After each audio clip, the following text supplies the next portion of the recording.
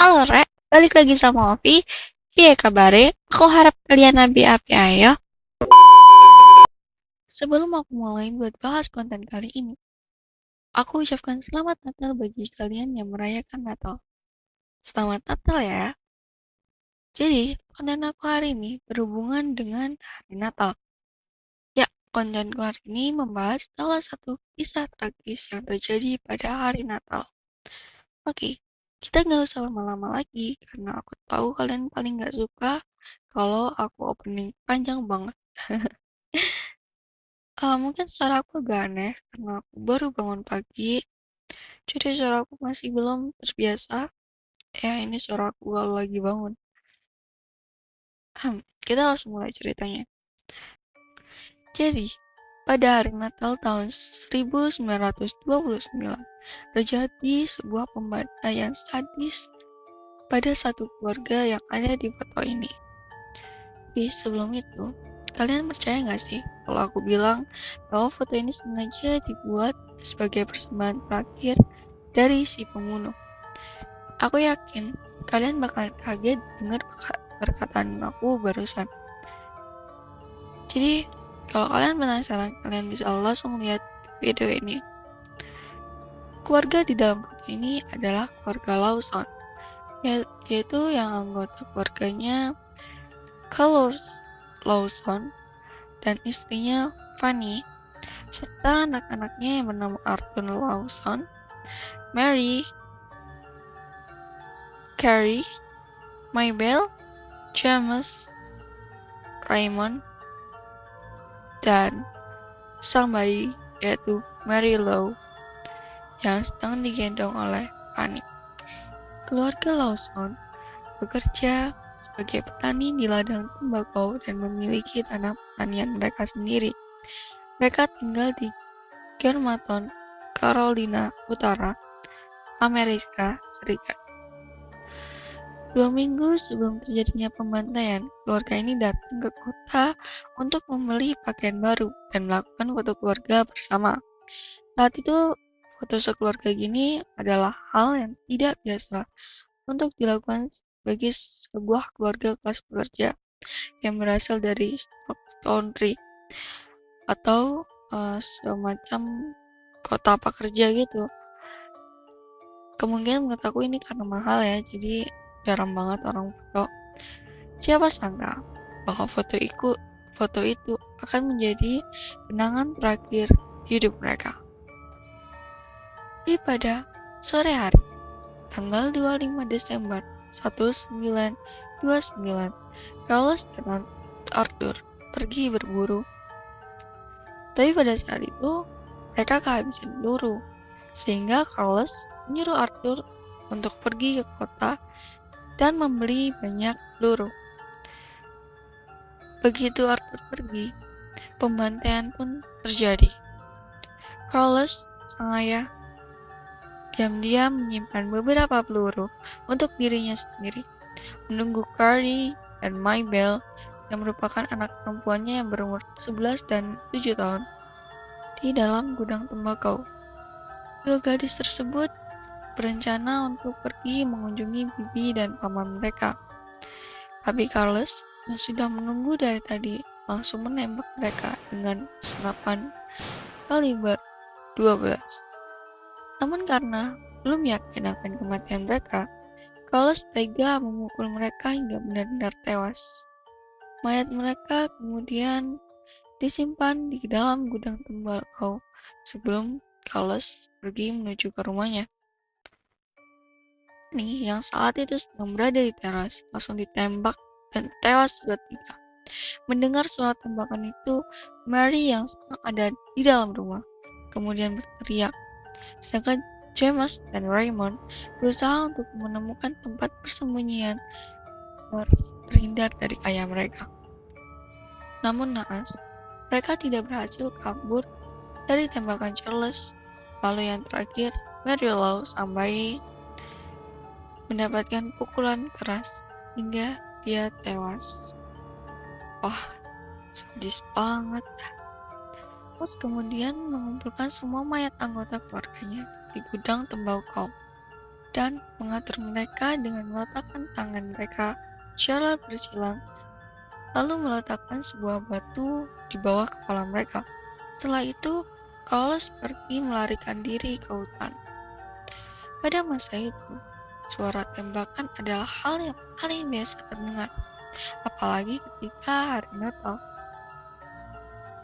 Banyak orang yang pergi ke hutan untuk berburu hewan, pun dengan salah satu saudara laki-laki Charles dan istrinya yang memutuskan untuk mampir mengucapkan selamat datang pada keluarga Lawson setelah mereka kembali dari hutan untuk berburu. Namun, apa yang mereka temukan?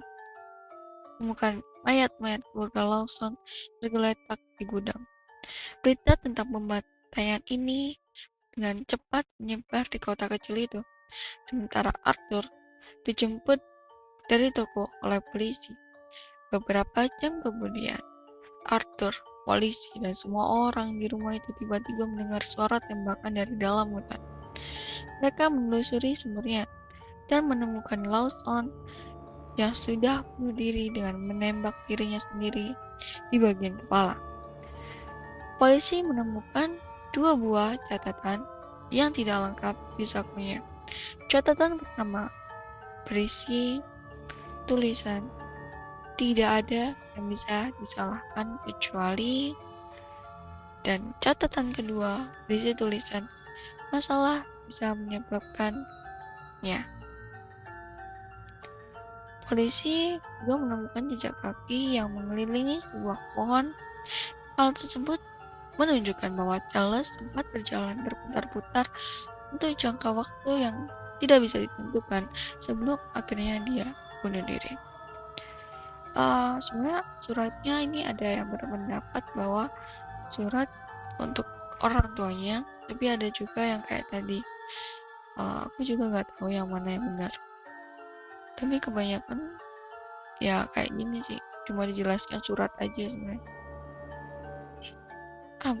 Sampai saat ini belum diketahui motif apa yang menyebabkan Charles secara tiba-tiba membunuh semua anggota keluarganya dan hanya menyisakan Arthur sebagai korban yang selamat.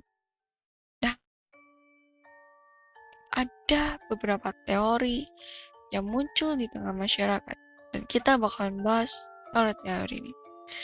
Teori pertama, sebelum pembunuhan terjadi, Carlos sempat mengalami cedera di bagian kepala. Hal ini diyakini menyebabkan Carlos mengalami perubahan kondisi mental, sakit kepala yang parah, dan insomnia. Namun setelah diotopsi pada mayat Carlos, para ahli tidak menemukan hal yang tidak biasa yang terdapat pada otaknya.